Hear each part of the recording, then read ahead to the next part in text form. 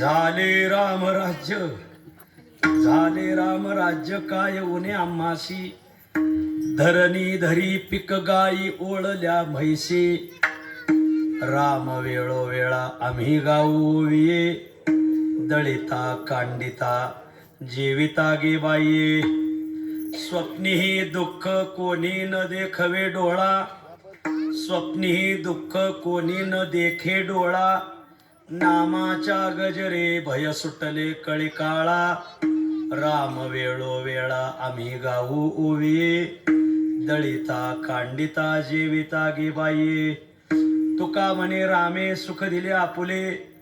तुका म्हणे रामे सुख दिले आपुले. तया गर्भवासा येणे जाणे खुंटले. राम वेळोवेळा आम्ही गाऊ ओवी. दळिता कांडिता जेविता गे बाई. विठ्ठल विठ्ठल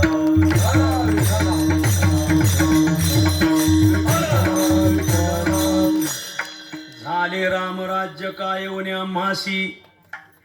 झाले राम राज्य काय उने आम्हासी. धरणी धरी पिक गाई ओळल्या म्हैसी. राम वेळोवेळा आम्ही गाऊ ओविये. दळिता कांडिता जेविता गे बाई. ऐसा राम नित्य ध्याय. तुका वंदी त्याचे पाय. तुका वंदी त्याचे पाय. तुका वंदी त्याचे पाय. ऐसा राम नित्य ध्याय. तुका वंदी त्याचे पाय. तुका वंदी त्याचे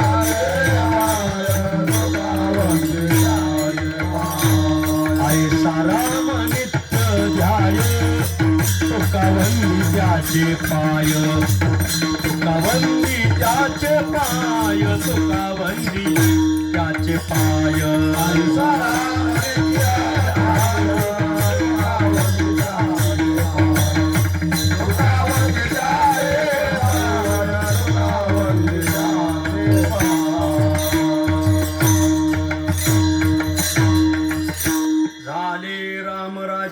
काय उने आम्हासी.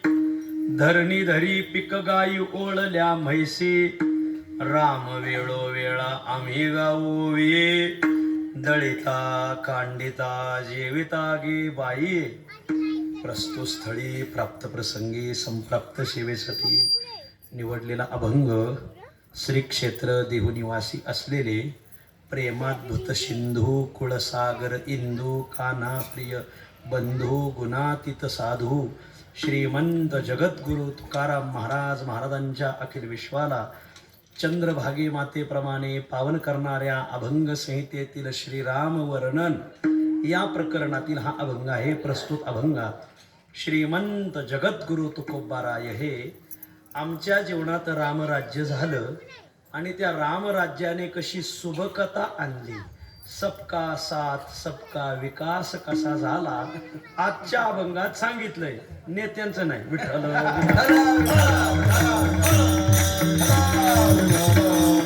अभंगावर काही विवेचन करण्यापूर्वी दोन शब्दाचा अल्पसा परिहार देणं अत्यंत अगत्य आहे. खाली आवाज द्या, वर आवाज कमी करा. कैवल्य साम्राज्य चक्रवर्ती संत श्रेष्ठ ज्ञानोबरायांच्या संजीवन समाधीने तथा श्रीमंत जगद्गुरु तुकोबरायांच्या वैकुंठ गमनाने पावन झालेला जिल्हा, काहीच उणे नसलेला जिल्हा पुणे जिल्हा. या पुण्य पावन पुणे जिल्ह्यामध्ये परमार्थ मार्गावर मार्गक्रमणा करणारे अनेक तालुके.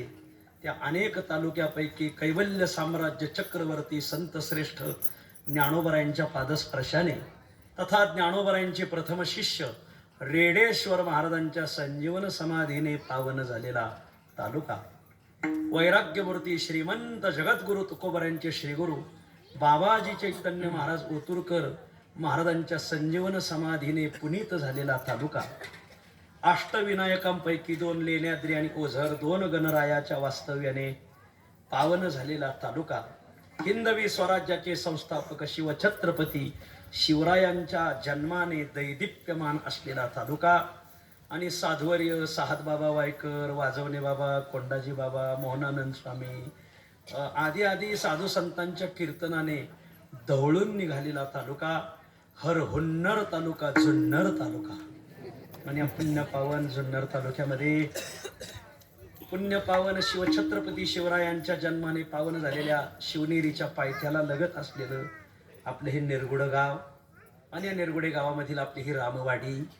आणि या रामवाडीमध्ये एक आगळा वेगळा उपक्रम गेले 500-550 वर्षापासून प्रभू रामलल्लाचं मंदिर प्रलंबित होतं आणि या वर्षी मात्र त्या प्रभू रामलल्लाचं मंदिर पूर्ण होत आहे.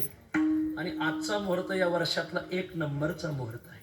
मुहूर्त ज्यांनी काढून दिला ते राजराजेश्वर शास्त्री यांचे चिरंजीव गणेश्वर शास्त्री द्रविड. मी त्यांच्या पुढं कित्येक वेळा बसलेले. आळंदीला नेहमी येतात, वर्षातून 5-6 वेळा येतात. सगळ्या जगाचं काल निर्णय त्यांना विचारून घ्या. पण कोठंही मुहूर्त नव्हता, आजच्या मुहूर्तासारखा मुहूर्तच नव्हता वर्षात. आणि म्हणून त्यांनी हा मुहूर्त काढून दिला. आता काय आडामताडा म्हणते पुढं निवडणूक आहेत म्हणून धरणा लोकांच नावला ठेते. आणि मग त्यांनी हा मुहूर्त, त्यांचं पत्र आलेलं आहे, सध्या प्रसिद्ध झालंय. अशा राजराजेश्वर शास्त्रींचे चिरंजीव गणेश्वर शास्त्री द्रविड आणि यांनी हा मुहूर्त काढून दिला. आणि आज आपल्या सर्वांच्या भाग्याने 12:29 प्रभू रामलल्ला भारतामध्ये अयोध्येमध्ये प्रतिष्ठित झाले. आणि मग याची रेंज संपूर्ण झाले. रामराज्य आता काय एवढे आम्हास या न्यायाने संपूर्ण भारतवर्षात, भारतातील राज्यातील जिल्ह्यातील तालुक्यातील गावागावातल्या वाड्यावर हा उत्सव होता. मी फिरतच आलोय महाराज, दुरोणी आलो मी फिरत आलोय. काय लोकाला रामरायाविषयी प्रेम. अरे खुळे तुम्ही, खरंच सत्ययुग आहे माझा आज काही दावा आहे. खरंच कलियुग मला दिसलं नाही आज महाराज. काय लोकांचं प्रेम रामरायाविषयी.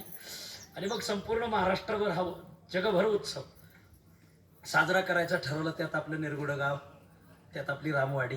आणि या रामवाडीला मला वाटतंय मारुती ताजने आणि बबनराव ताजने या बंधूंनी त्या रामरायाच्या मंदिराची प्रतिष्ठा केली. आणि मग हे मंदिर संपूर्ण वाडीला, गावाला समर्पण केलं. आणि मग गेली 48 वर्षापूर्वी वैकुंठवासी साधवर्य मोहनानंद स्वामी यांच्या शुभ हस्ते त्यांची प्राणप्रतिष्ठा झाली. आणि मग 48 वर्षामध्ये अनेक साधुवर्य मंडळी येऊन गेली. आणि 48 वर्षानंतर आता ते सगळे मोठे मंडळी आली. 48 वर्षानंतर छोटे माऊलीचा नंबर. आणि म्हणून मग मी आज आपल्या दर्शनाला उभा राहिलेलो आहे. या निमित्ताने आपल्या गावातील, परिसरातील जमलेला सर्व मातृवर्ग, पितृवर्ग, गुणीजन, गायक, वादक, कीर्तनकार, प्रवचनकार, राजकीय, परमार्थिक, सामाजिक, शैक्षणिक, प्रसिद्ध गाडा मालक अशा सगळ्यांच्या उपस्थितीमध्ये उत्सव पार पडत आहे. कार्तिकी वारीतच आपले सर्व निरगुड्याचं भजनी मंडळ, रामवाडीचं सगळी मंडळी मला आग्रह केला ताज्ञवरती बा ही सगळी मंडळी की माऊली तुम्ही एवढी सेवा घ्या. आणि मी हो म्हटलं तर कोण उत्सव करते महाराष्ट्रभर एवढा, कशाला विचारित आहे. त्याच्यावर मला 1000 फोन आले असते. 22 तारीख आहे का रिकामी? नाही सकाळी नाही जुळलं तर दुपारी या, दुपारी नाही जुळलं संध्याकाळी या. एक जण मला म्हणा 10 ते 12 करू पण या. म्हणलं काय याला का. लोकांचा असा आग्रह, जे फोन सुरू झाले. पण मी असं आहे महाराज, एक शेज पडलं का त्याच शेजाला ऊस तोडीतो मला, लय शेज पाडीत नाही. म्हटलं आमचे काय महाराज मंडळी हे घासाचा वापा कापीत आहेत, मग हेच कापीत आहेत, मध्ये सोडून देतात मला. मधला सोडत ते उंदर होते दार, तूच उंदिरी लागला. मी आपलं शेजाने घास कापणारा बोय मला. आणि मग मी जे 2 सेवा सुरुवातीला घेतल्या त्या 2ही सेवा मी तशाच ठेवल्या. आणि परत हजारो फोन आले, पण रोज फोन, कालपर्यंत फोन येत होते मला. आणि परंतु मी आपल्या दर्शनाला आलेलो आहे. अतिशय सुंदर हे ताजने मंडळी, ताजने महाराजांनी मोठ्या आग्रहाने, यांचा शिळा परमार्थ नाही, ताजा परमार्थ आहे. आणि मग हे अतिशय सुंदर रामरायाचं मंदिर आपण निर्माण केलेलं आहे. अनेक वर्ष तुम्ही एक आता जवळजवळ तुमच्या उपासनेचाच सुवर्ण महोत्सव जवळ आला. रामरायाची जी सेवा आपण 48 वर्षापासून करतात, 2 वर्षाने आता त्याचा चांगला सुवर्ण महोत्सव आलाय. आणि मग मला निवृत्ती महाराज म्हणले, आमच्या सगळ्या मंडळी म्हणले आता कदम मौलीची तारीख भेटली, मग नियोजन जरा मोठं करायचं. अहो म्हणलं पोट छोटा आहे त्याला काय. आणि मग मंदिरापुढं प्रांगण कमी पडेल म्हणून केवढा मंडप दिला. राम राम राम राम राम. मगाच्या धरून या मला असं वाटतं या मांडवतच आपलं आवरून घ्या. कीर्तन कीर्तन. मी जरा आजारी आहे, मला शब्द उच्चारायला जरा वेळ लागतोय. केवढा मंडप दिलाय भयानक. आणि मग सर्व 2 दिवस, कालही उत्सव केला, आजही उत्सव, मांडव, डहाळे, भजन स्पर्धा, हरिपाठ, या बाल भागवतांचा हरिपाठ, सगळे वेगळे वेगळे उपक्रम. आज कीर्तन, दीपोत्सव आणि महाआरती आणि अन्नदान असा उत्सव ठेवला. आणि मग हे 5 ते 7 कीर्तन माझ्या वाट्याला दिलेलं आहे. आपण सर्वांच्या चरणी मी विनम्र भावाने नमस्कार करतो. काय रामलल्लाचा प्रतिष्ठा सोहळा चाललाय आता, काय सांगावा. काय आगळं वेगळंच. एक एक सांगायला गेलं तर अंगावर दिवसभर काटा येतोय माझा. रामलल्ला प्रतिष्ठित हो राहिलेत म्हणून हैदराबादच्या एका माणसाने 3 किलोच्या सोन्याच्या पादुका दिल्यात रामलल्ला. किती? 3 किलो सोनं. ऐकून ठेवा, कोणी काय काय दिलंय आता. एकाने 3 किलोच्या रामरायाच्या पादुका केल्यात. पितळाच्या नाही, पितळाच्या सोन्याच्या. 3 किलो सोन्याच्या पादुका एका हैदराबादच्या माणसाने पाठवल्यात मला. 3 किलो सोनं पादुका बनवून पाठवल्या. एक हिऱ्याचे व्यापारी आहेत गुजरातचे. आता सगळ्याची नावं सांगत नाही, फक्त ठिकाणं सांगतो, चौकशी करा तुम्ही. हिऱ्याच्या व्यापाऱ्याने 11 कोटी रुपये रामलल्लाच्या प्राणप्रतिष्ठेला दिले. किती? 11 कोट. ऐका, ज्याने वर्गणी दिली नसेल ती बारीक ऐका बरं का. खरंच ऐकण्यासारखं. काय लोकांना त्यांच्या गळ्याने माळी नाहीत, त्यांनी दिलंय. माळी नाही, त्यांनी दिलंय. माळकऱ्यांनी जरा बारीक ऐका. 11 कोटी रुपये. तुमच्या माहितीसाठी सांगतो, ज्या वेळेस रामलल्लाचं मंदिर बांधायचं ठरलं आणि ठरल्यानंतर एकटाही मनुष्य राम मंदिर बांधू शकतो अशी माणसं भारतात, राज्यात, देशादेशात आहे. परंतु आपल्या राम मंदिर जन्मभूमी न्यास, हा जो न्यास आहे, हे जे ट्रस्ट आहे, या ट्रस्टवर आमच्या नगरचे आदरणीय गोविंद देवगिरीजी महाराज, त्यांचं नाव आहे किशोरजी व्यास, पूर्वाश्रमीचे. ते त्याचे सचिव आहेत, चंपतराय, अशी मोठमोठी मंडळी आहेत त्याच्यावर महाराज. त्याने ठरवलं नाही, सगळ्यांनी मंदिर बांधायचं. तुमच्या माहितीसाठी सांगतो, रामलल्लाचं जे मंदिर झालंय त्याच्यात भारत केंद्र शासनाचा 1 रुपया नाही. असे काही जातीचे लोक म्हणतील किंवा आता हिंदूचं सरकार आलं आणि म्हणून त्यांनी त्यांच्या जातीचं मंदिर बांधलं. शाप खोटं. केंद्र शासनाचा फुटका रुपया सुद्धा नाही. कारण रामलल्लाचं मंदिर बांधण्यासाठी कन्याकुमारी पासून काश्मीर पर्यंत क आणि जगन्नाथपुरी पासून रामेश्वर पर्यंत, आपल्या जगन्नाथपुरी पासून द्वारकेपर्यंत, पूर्व पश्चिम उत्तर दक्षिण भारतातून जो पैसा गोळा व्हायला सुरू झाला, काही द्यायचं नाही, प्रत्येकाने 10 रुपये द्यायचे ठरलं होतं मला. लोक 10 रुपये देते होय मला. जे लोकांनी द्यायला सुरुवात केली, कशाला विचारिता, 5,500 करोड रुपये गोळा झाले. किती? आकडा लिहायला तुम्हाला जड जायचं असेल, एखादा शून्य हुकून तो घोटाळा व्हायचा मला. आदर्श घोटाळा व्हायचा, नुसता घोटाळा नाही व्हायचा. 5,500 कोटी रुपये गोळा झाले 2020 सालीच. हो झाले 5,500 कोटी रुपये गोळा झाले. मग ते बँकेत टाकले या ट्रस्टने. बँकेत टाकल्यानंतर त्याच्या व्याजावर मंदिर बांधून झालंय. रक्कम तर त्याचीच राहिली, व्याजावर मंदिर. याला म्हणायचं नियोजन. असं ट्रस्ट पाहिजे ना, असं नियोजन पाहिजे. नाही तर आता काय काय गावगाव लोक सप्त्याचा हिशोबच देत नाहीत मला. काय करतं, कीर्तनकाराच्या पाकिटातच पैसे काढायचे. खरं असल्याला ना त्या टकमक पॉईंटवर न्यायला पाहिजे, शिवनेरीच्या खाली टाकायला पाहिजे आणि सगळ्यांना त्याला भावपूर्ण श्रद्धांजली वाटली पाहिजे. काय काय माणसं व्याजावर मंदिर बांधलं. बँकेचे पैसा टाकला, त्याची व्याज यायला सुरुवात झाली आणि त्या व्याजातून मंदिर बांधलंय. आणि मग मंदिर निर्मिती सुरू झाली. सुरू झाल्यानंतर आणि मग सगळ्या लोकांनी दान धर्म द्यायला सुरुवात केली.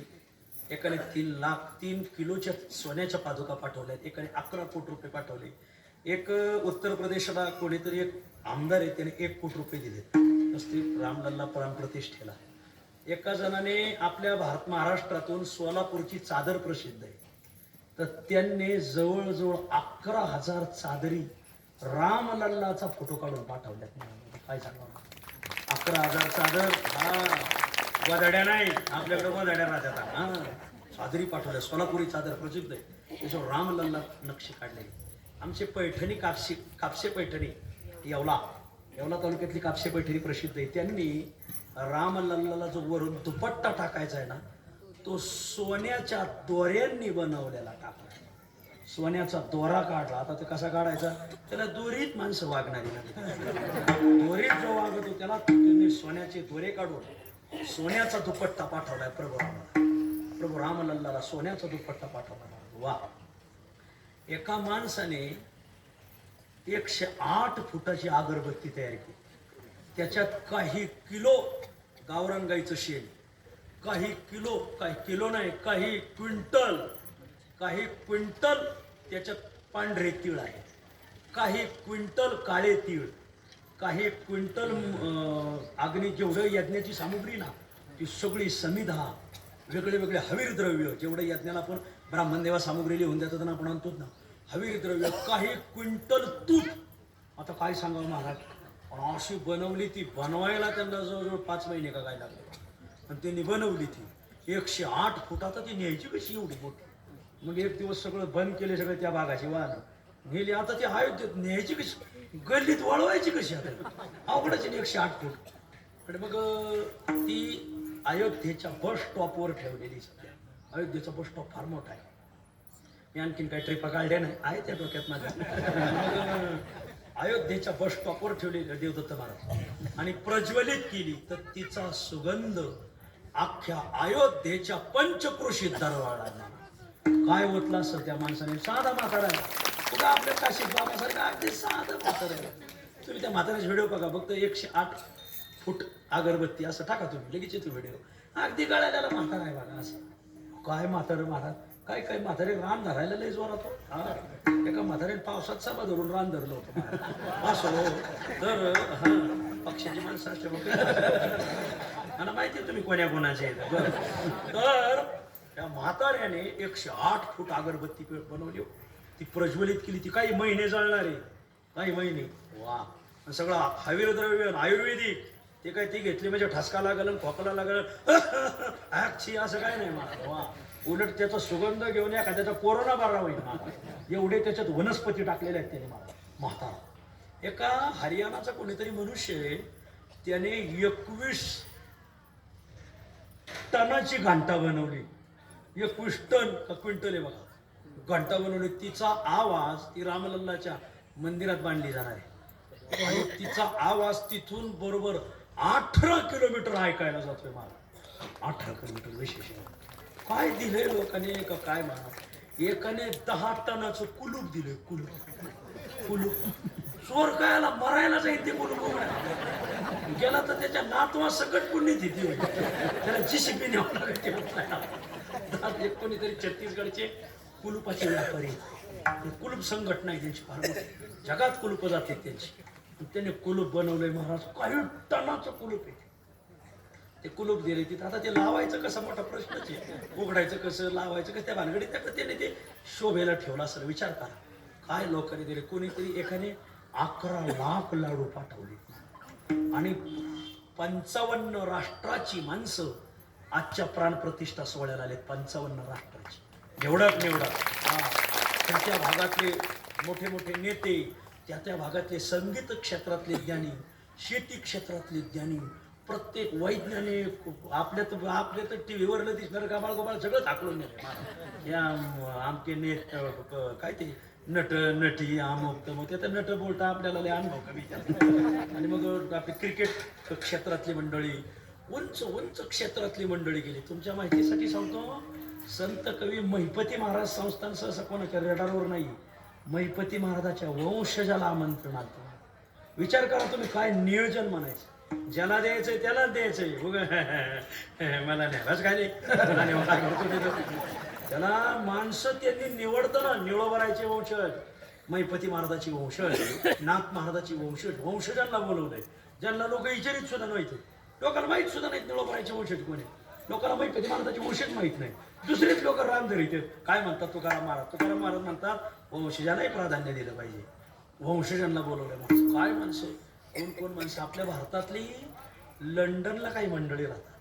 आपल्या भारतभर आज उत्सव चालला यात नवलला. लंडनला जी मंडळी राहतात ते सगळे सकाळी घराबाहेर पडले. लंडनहून इकडे पाय नाही निघाले, पण लंडनमध्ये त्याने कार रॅली काढली.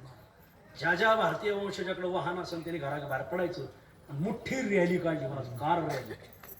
तुम्ही बातम्यात ऐका, आज दिवसभर बातम्या खरंच ऐका, आजच्या बातम्या खरंच ऐकण्यासारख्या. विठ्ठल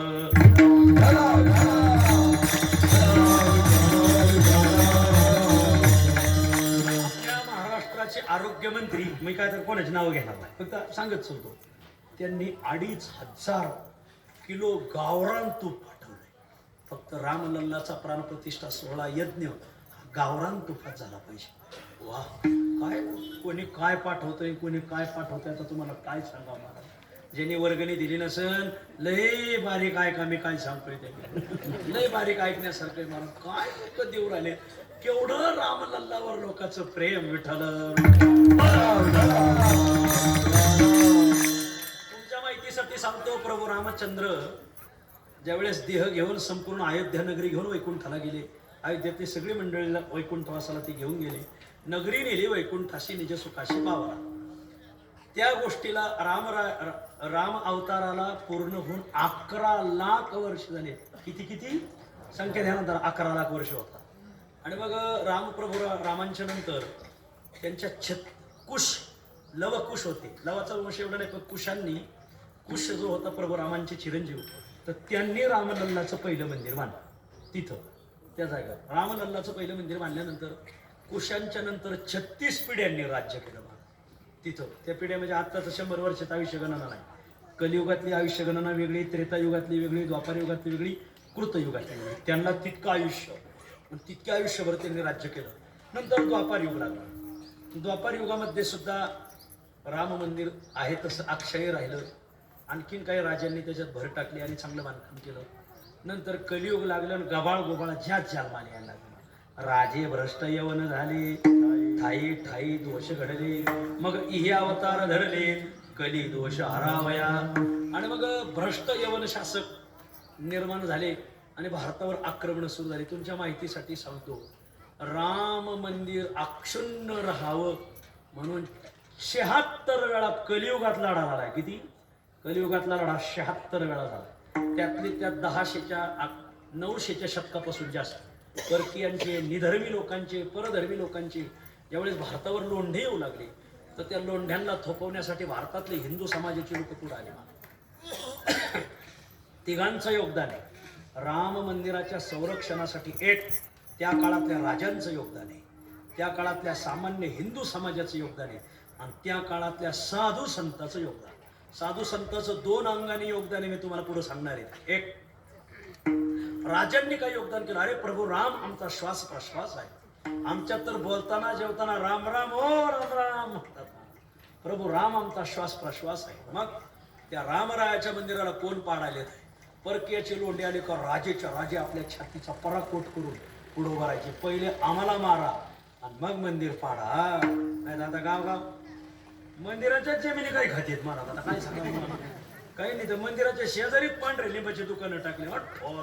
अरे बघा त्या जुन्या राजे लोकांचं काय वागणं होतं ना आपलं काय वागत होत.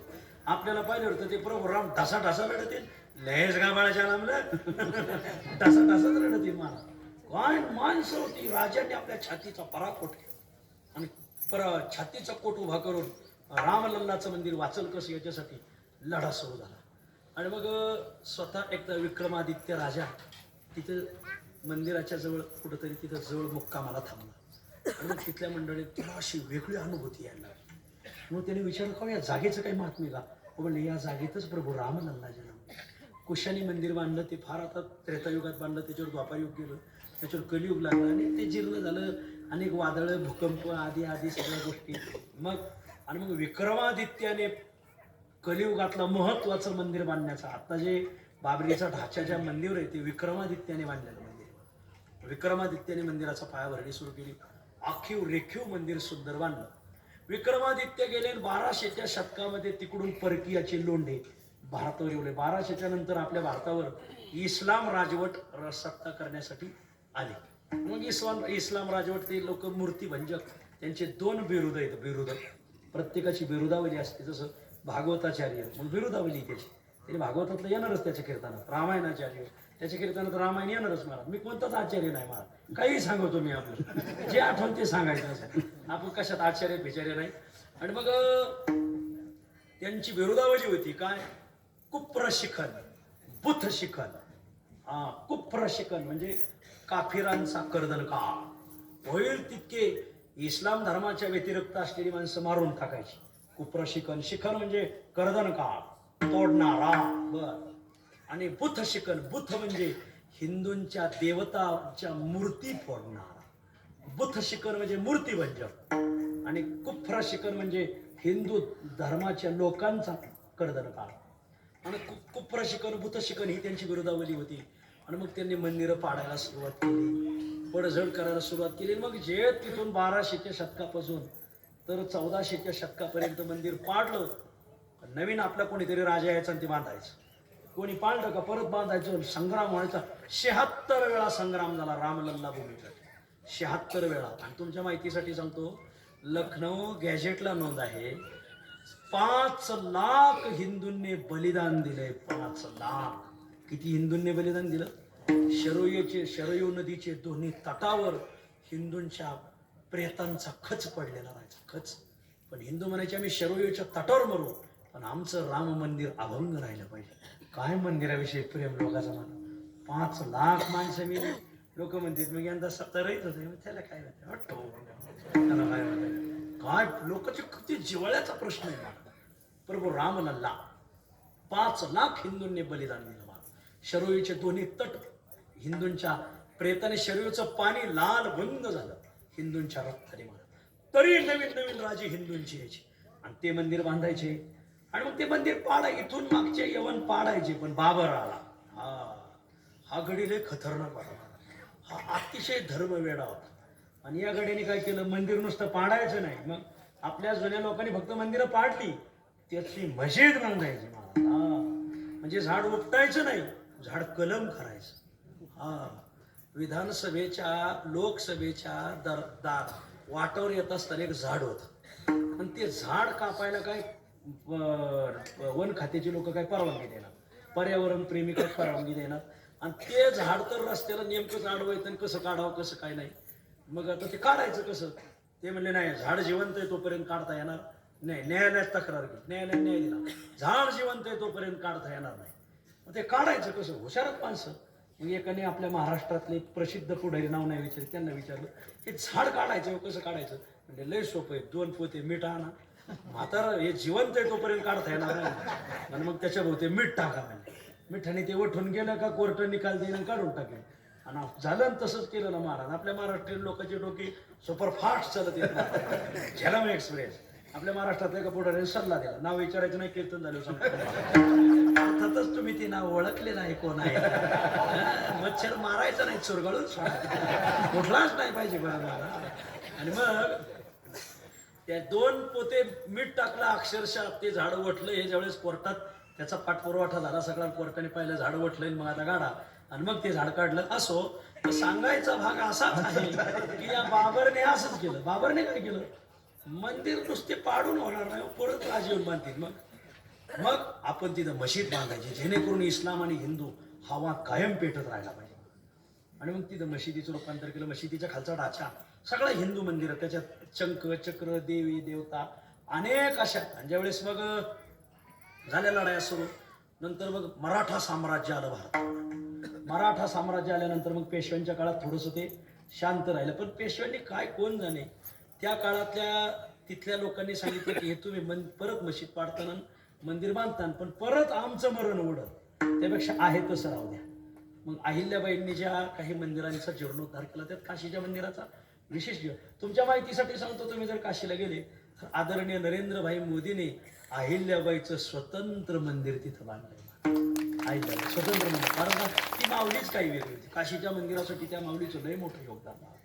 आणि मग नंतर ब्रिटिश आले. ब्रिटिशांच्या काळातही हिंदूंनी त्या मंदिराच्या उभारणीसाठी लढा दिला. पण ते ब्रिटिश, तुम्हाला माहिती आहे, ब्रिटिश मुळात हिंदूंचे द्वेष होते ना. ब्रिटिशांचं एक गणित सांगतो तुम्हाला. ब्रिटिशांनी पेशवाई संपवली, म्हणजे शिवाजी महाराजांच्या अंकित असलेली, ही शिवशाहीच्या अंकित असलेली पेशवाई संपवली. पण आमच्या नगरच्या खाली जी निजामशाही होती मराठवाड्यात, निजामशाही संपवली नाही. भारत 1947, भगवान शेठ 1947 साली भारत स्वतंत्र झाला, मराठवाडा नव्हता झाला. मराठवाडा स्वतंत्र करण्यासाठी सरदार वल्लभभाई पटेलने लढा दिला आणि मग 1951ला लढा झाला, 47ला भारत स्वतंत्र्य झाला आणि मराठवाडा मुक्ती संग्राम स्वतंत्र केला. मग मी एका इतिहासकाराला विचारलं, का हो इंग्रजांनी तर भारतावर राज्य केलं पण मग मराठवाड्यातला निजाम का नाही संपवला? ते म्हणले बारीक विचार करा, इंग्रजही बाहेरूनच आलेले आहेत आणि यवन सुद्धा बाहेरूनच आलेले आहेत.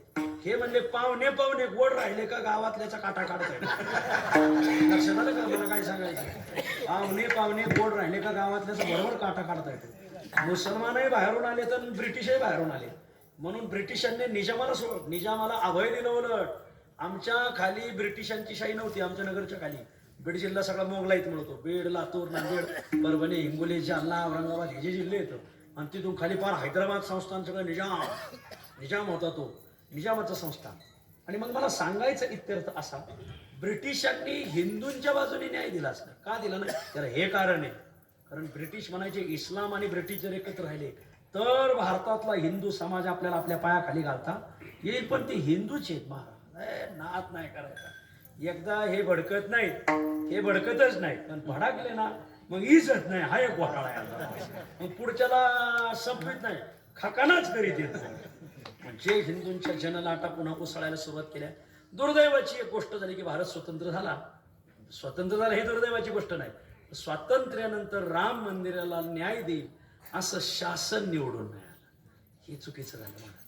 उलट आपल्या भारताच्या एका पंतप्रधानाचं पत्र आहे की तिथल्या अधिकाऱ्याला पत्र आलंय की तिथं कोणीतरी 1947ला भारत स्वतंत्र झाला, आत रामलल्ला प्रगट झाले. या सगळे व्हिडिओ ऐका तुम्ही, हे सगळे पुराव्या सकट व्हिडिओ आलेत आता आज मोबाईलवर. सगळ्या लोकांनी आता बातम्या द्यायला सुरुवात केली, कसा लढा झाला, कुठून लढा झाला काय. मी तुम्हाला थेट रामावतारापासून सांगत आपण. आपल्या भारताच्या एका पंतप्रधानाने तिथल्या अधिकाऱ्याला पत्र दिलंय, रामलल्ला प्रगट झाले म्हणता 1947 साली कसे झाले बघ. अजिबात नाही, ती राममूर्ती आतली बाहेर काढा आणि तिथं हिंदूंना पूजेला जाऊ देऊ नका, त्या दुसऱ्याच समाजाला जाऊ द्या. पत्र आहे, त्याचं पत्र आलंय आज. तुम्ही वाचा तर आजची खरं आजच्या बातम्या लईच ऐकण्यासारख्या आहेत. तरीही भारतातल्या मग हा लढा न्यायालयीन लढाई सुरू झाली. तुमच्या माहितीसाठी सांगतो, राजे लढले, प्रजा लढली, संन्यासी लढले. ज्यावेळेस तो मीर बाकी नावाचा सरदार बाबरने पाठवला तर त्या मीर बाकीला अडवण्यासाठी एक श्यामानंद सरस्वती नावाचे संन्यासी पण यांनी हिंदू सैन्य उभं केलं आणि ते स्वतः लढले, पण ते त्याच्या दारात ते पडले. कित्येक संन्याशांचं बलिदान झालं. राजांनी बलिदान दिलं, प्रजेने बलिदान दिलं, संन्यासी जे काही या भानगडीत न पडणारी साधू पण त्यांनी सुद्धा बलिदान दिलं.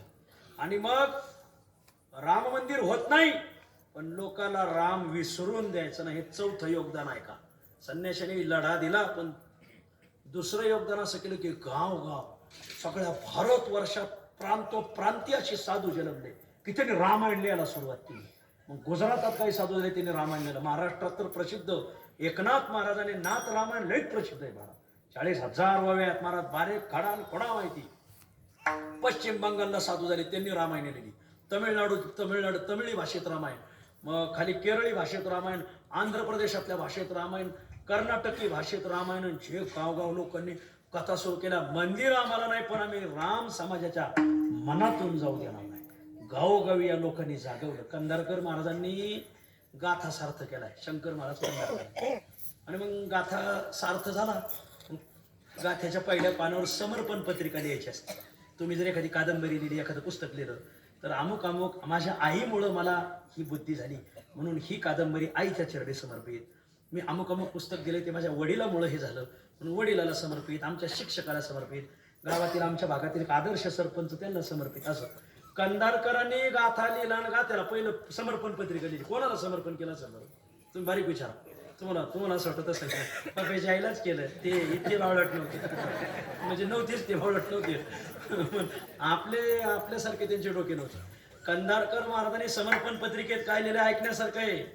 समर्पण पत्रिकेत असं लिहिलंय, तुकोबरायांच्या वैकुंठ गमनानंतर ज्या गावगावच्या टाळकऱ्यांनी ही तुकोबरायची गाथा गावगाव अभंग गावगाव जिवंत ठेवली. ही गाथा ते अभंग समाजात जागे ठेवले. त्या असंख्य टाळकऱ्यांना ही कृती समर्पण. वा, टाळकऱ्यांच्या या संन्याशांनी दिलेला दुसरा लढाया गावोगावी कीर्तनकार जागे झाले, प्रवचनकार जागे झाले, रामायणाचार्य जागे झाले, रामायण लेखक जागे झाले, रामायणावर पुस्तकं सुरू झाली. पण जे लोकांनी मंदिर नाही पण राम विसरू द्यायचं नाही, याला लढा सुप्त लढा म्हणतात. हा, काहींची लाट लक्षात येत नाही, लोकांची आपलाच उमेदवार निवडून येत पडणार आहे ध्यानात धर. सुप्त लाट ज्याला ओळखता आली त्याला राजकारण करता आलं. असो मी तुमच्यात नाही तर तुम्हाला आम्हाला कार्यकर्ते ठेवावं लागला असो. तर सुप्त लाट ओळखता आली नाही काही लोकांना. अरे ब्रिटिश आले, यवन आले, पण त्यांना ही सुप्त लाट धर्माची लाट ओळखता आली नाही. गाव राम अल्लाविषयी लोकांचं प्रेम निर्माण केलं.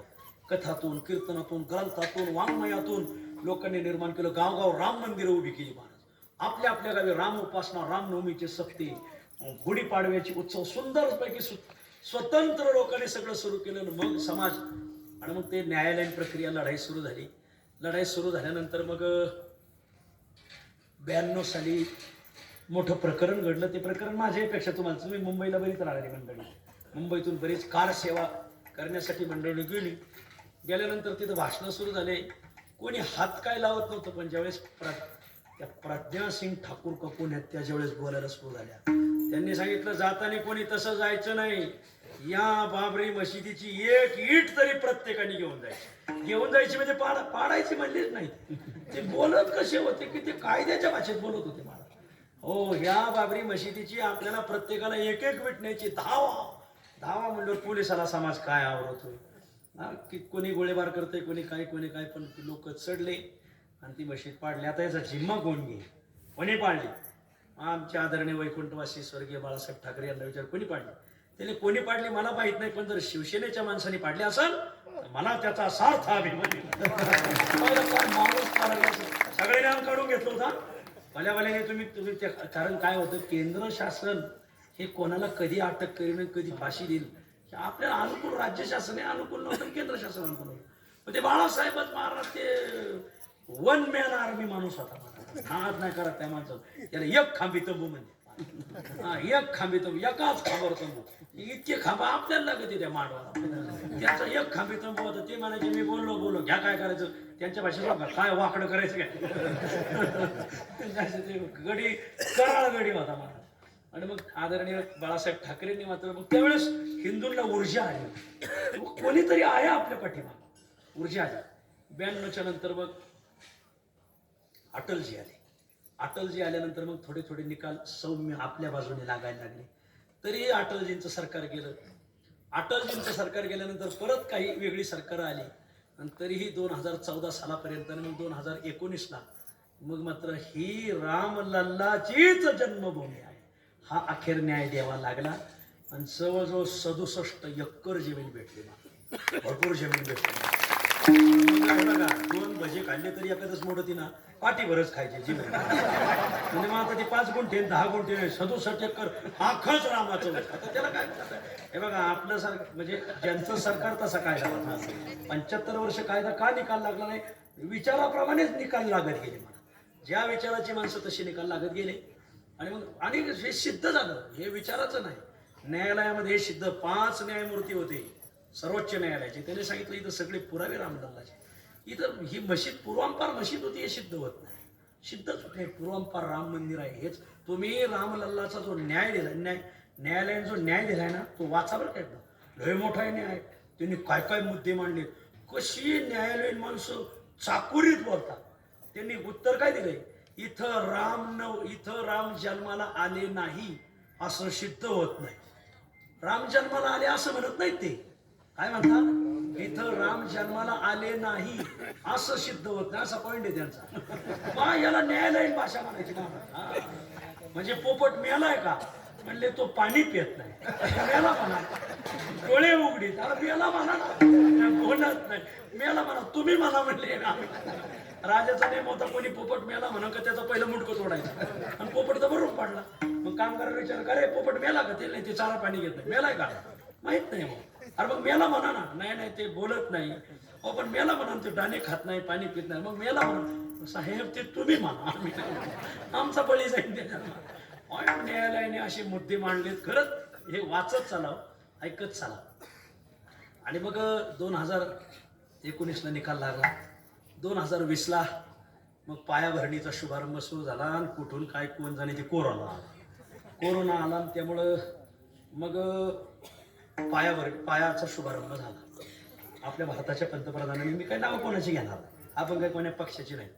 आणि मग पायाभरणीचा शुभारंभ झाला. त्यांनी पारिजाताचं झाड लावलं, पारिजात वृक्षाचं. असं पण झालं सुरुवात. म्हणजे समाजाने पैसा द्यायला सुरुवात केला. तुमच्या माहितीसाठी सांगू एक वाक्य. 5 एकर बाबरी मशिदीला जागा दिलेली. तिथून 25 किलोमीटर धनीपूर नावाचं गाव आहे, धनपूर का धनीपूर असं गाव आहे, तिथं दिलेली. तुमच्या माहितीसाठी सांगतो, भारतीयांनी राम मंदिराच्या उभारणीसाठी 5,500 करोड रुपये उभे केले. आणि तुमच्या माहितीसाठी सांगतो, आता तिथं जगात 1 नंबरची मशीद होणार आहे. आणि 19ला निकाल लागला, 19 पासून आज 23. पण या एवढ्या दिवसात 1 रुपया सुद्धा मशिदीला इस्लाम धर्मियातर्फे दान आलेलं नाही. 1 रुपया सुद्धा आलं नाही. का आलं नाही? आणि इथून आधी खटला लढायसाठी सस्तईच्या काळात त्यांनी 15 कोटी रुपये खर्च केले. किती? खटला लढण्यासाठी. कुठून आले पैसे? समाजाने दिले. मग समाजाला खटला लढायला पैसे देत होता, मशीद बांधायला का देत नाही? समाजाला मशीद बांधायचीच नव्हती, राम मंदिर होऊन द्यायचं नव्हतं. नाही लक्षात आलं तुमच्या? हे ध्यानात आणा. हे लय बारीक अभ्यास म्हणा. ते तुम्ही शूटिंग लावली कुठं असो, हे इतकं लय बारीक सांगता येत नाही. पण यातलं कट करू काय टाका झालं. ध्यानात आणा, बांधायचं नाही. काही माणसं आहेत ना, गंजीवरलं कुत्रं काय करतं, स्वतः वैरून खात नाही, दुसऱ्या जनावराला खाऊ दे. मला काय सांगायचंय तुम्हाला कळा. मंदिर स्वतः धर्मालाही बांधायचं नाही, पण यांचं होऊन द्यायचं नाही. ते गडी लागला कराळ, ते गडी चहाची किटली घेऊन आला, गरम चहा केला, सगळ्याला चहा पाजू मंदिर बांधायचं. आणि फार सुंदर मंदिर. काय सांगावं मंदिर कसं आहे. मंदिराला 5 घुमट आहेत. मंदिराची रुंदी काय, लांबी काय, सगळे व्हिडिओ आलेले आहेत, पहा महाराज. सध्या भारतातून जवळजवळ 15,000 का 16,000 निमंत्रितांना, तिथं निमंत्रितच मंडळीत असं नाही, 15-16,000 लोक येतात निमंत्रित.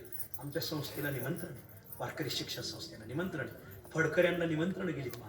एका एका फडाचा, एका एका गडाची सगळी मंडळी आज तिथं निमंत्रित पाहुणे म्हणून प्राणप्रतिष्ठेला हजर आहे. त्यांची जेवणाची सोय सगळ्या सीमा सील केल्यात. कोणी आत यायचं नाही, कोणी जायचं नाही. कोणी राहत आला पुण्यतिथी झालीच म्हणून समजा.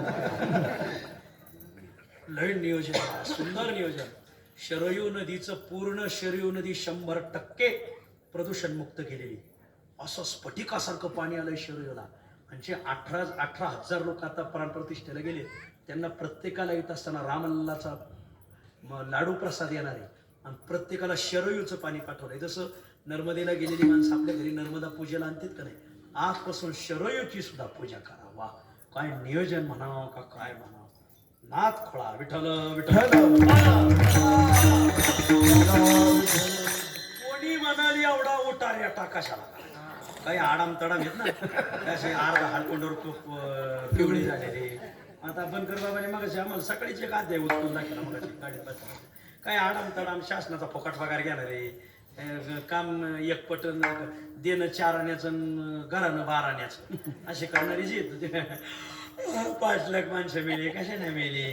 आणि एवढं आज एवढं चाललंय, 3-3 किलो सोनं नामक कशाला द्यायचं. तू काय ना म्हणतो सोमळ्या, तुला यात कळत आहे का?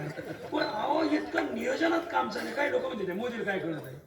अरे तू काय बोलतोय, तुला जावयाने 3दा हाता घालून काय तो काय ना त्याला काय कळत. जे एखादा बघा आपल्याला जुळत नसेल ना, तर आपण करू नका, पण दुसरं करतो त्याला नाव ठेवू नका.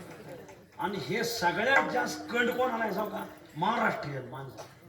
महाराष्ट्रात रामायणाचार्य भागवताचार्य कमी, मग खापले आचार्य नाही. काही करायचं नाही बघा. बघायचं ते काय बरं आहे काय असं. तू काय बोलतो? अरे तू एसटी तुला उभी राहणार साधी. तुला पाहिलं एसटी ड्रायव्हर पगार माले नाही, तुला एसटी उभा राहणार साधी. तू कोणाची फुटपट्टीने माप काढतोय, काय बोलतोय, काय उचलले जेवण लावले टाळ्याला, काय हो कशाचं माप होतोय का? कशावर काय वड्याचं तेल वाग्यावर काढीत असते तुला. अरे राजघटना वेगळी, धर्मघटना वेगळी, कोण्या घटनेनुसार चाललं याचा मिळणं. ते कल्याणाचे ते म्हणत होते म्हणून मी बोलव ठोक द्या. कोणी काय बोललं म्हणजे काय, तेव्हा आमचे पुढे, आमच्या पक्षाचे पुढे असे म्हणजे अरे तेच बावलं तर तू कुणी इतका छान आहे राव. कोणत्याही चांगलं काम करणाऱ्याला प्रतिसाद द्या. आज एवढं शिकायचं. आज युगांतर झालं, आज युग पालट झालं. इथून पुढं जो चांगलं काम करेल त्याला चांगल्याला चांगलंच म्हणायचं मला. वा. 2 शब्द गाव शब्द तरी दिले ज्याला शब्दाने सुद्धा गोड बोलायचं नाही का. चांगला चाल म्हणला ना, काय गोड चाल म्हणले, हा आमच्या देखत गोधड्यात मत होतं काय गोड. अरे पण म्हणतोय ना बाबा, तुला काय पडलंय मी म्हणतोय. आमच्या ताजनी महाराज चांगला पकवायचा नाव, ताजनी महाराज चांगला माझ्याच चौथ्यात पहिला दिंदा गादा शिकला. हो पण आता झालाय चांगला तर नाव काय ठेवतो हे. आणि महाराष्ट्रीयन लोकांना जी घोटाळा काय आहे, तुम्ही फक्त मराठी बातम्या पाहता, मला हा घोटाळा आहे. तुम्ही हिंदी बातम्या पाहायला शिका आतपासून, इंग्लिश बातम्या पहा, बाहेर काय चाललंय बघा. तुम्ही तिथल्या तिथे चाललं बेडूक आहे ना डबक्यात बसवतो आणि सागराला नाव ठेवतो. डबक्याची चव आहे का सागराला? बरोबर आहे, डबक्याची भंगार चव सागराला नाही ना. बेडकाने चिखल खावा, काय ठावा सागर, वसने थिल्लरी, बेडूक सागर अधिकारी. विठ्ठल असो अशी ही रामलल्लाची प्राणप्रतिष्ठा. आणि मग संपूर्ण भारताने जगाने मदत केली. काय अभिनव उपक्रम, काय ते मंदिर. तुमच्या माहितीसाठी सांगतो, असं मंदिर बनवलंय 1000 वर्ष त्याला ऊन वारा पावसाने डंक सुद्धा लागणार नाही मला. डंक असं नियोजन आहे. काय ते कारागीर, काय त्या कारागिराची पूजा, त्या कारागिराची पाय पात्रात घेऊन आपले देशाचे पंतप्रधान पूजा करतात. आणि त्यातलेच आता निमे कारागीर इथं भंडाऱ्या डोंगरावर सध्या कामाला आलेले. तर मी दोन्ही काम एकाच कारागीर, ते राम आहेत तर हे तुकाराम आहे.